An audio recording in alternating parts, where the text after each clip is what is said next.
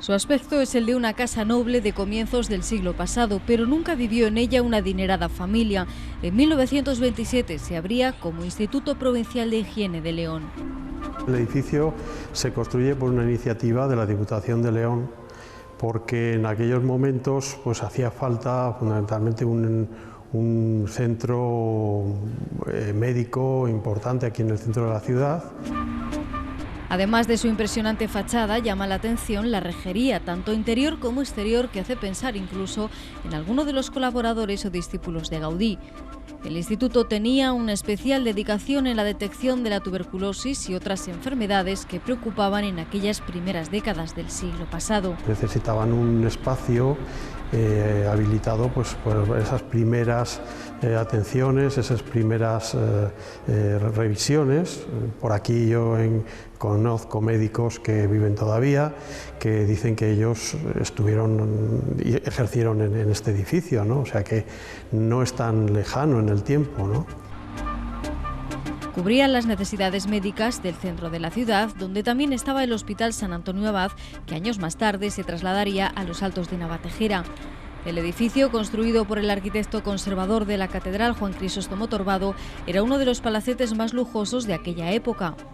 Fíjense en este curioso elemento que nos da la bienvenida al inicio de la imponente escalera. Tenían que tener un marchamo de cierto prestigio, de cierta buena construcción o de cierto relieve o cierto estilo, ¿no? En ese aspecto, pues el palacete de la calle Independencia recoge algunos de los postulados de esa construcción culta que viene del historicismo.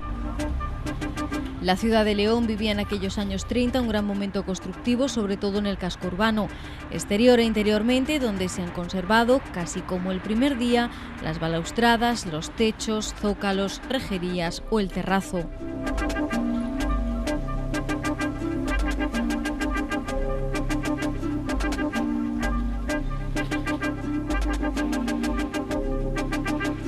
Incluso esta biblioteca, ahora vacía de libros, pero con un impresionante artesonado, un frontospicio, el tímpano o un valioso zócalo de anaqueles. Este tipo de centros médicos, lógicamente, necesitaba para la praxis de la medicina pues, de una documentación de unos libros y era, bueno, es biblioteca, pero seguramente funcionó también como oficina.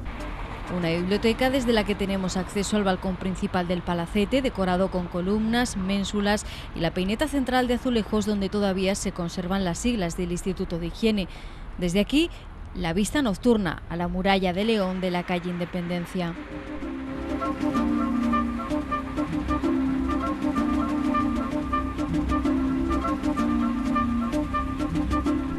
El palacete forma parte de un conjunto de inmuebles que se construyeron más tarde. Es un conjunto que no solamente consta del edificio principal, que es el que hemos analizado, sino que también tiene una serie de dependencias que lo completan. Una pequeña caseta donde está el guarda, donde estuvo el guarda, que ahora se utiliza como espacio cultural también. Después otro edificio complementario que era donde se administraba la metadona recientemente, que ahora mismo pues, lo estamos utilizando también como equipamiento cultural, y después unas cocheras con unos grandes portones de madera. En el interior del palacete, de 1.372 metros y que consta de 2 plantas, Ramón y Cajal sigue presidiendo esta vidriera. Tiene los pasillos en forma de cruz que se abren a las grandes salas, un sótano y una bajo cubierta. Los suelos, las baldosas de los suelos, los azulejos, las rejerías, por ejemplo, es muy importante, el pasamanos de la balaustrada de subida y toda la rejería de forja, tanto la exterior como la de la escalera, la que podéis ver aquí detrás, pues eso todo es original del edificio antiguo. El edificio se convirtió años más tarde en centro de análisis y distribución de metadona para los toxicómanos, pero poco a poco se fue quedando desfasado y con falta de espacio, así que era hora de buscarle un nuevo uso. Primero la transferencia del edificio de la Junta de Castilla y León, que era quien gestionaba el propio centro de análisis, a la Diputación, reversión a la Diputación. Y en ese momento el Instituto Leones de Cultura se preocupó por buscar una salida, es decir, a qué lo vamos a destinar, ¿no? En 2007 la Diputación lo transformó en museo, una importante reforma que costó 1,5 millones de euros y que, sin embargo, respetó cada elemento del edificio. La rehabilitación del edificio fue muy respetuosa con lo que había. Es decir, aquí no se hizo grandes obras, no se eliminaron muchos espacios. La Diputación llegó a valorar la idea de convertirlo en museo etnográfico, que hasta ese momento malvivía en el edificio Fierro, donde apenas había sitio para exponer, pero finalmente el etnográfico se llevó al convento de San Agustín en Mansilla de las Mulas.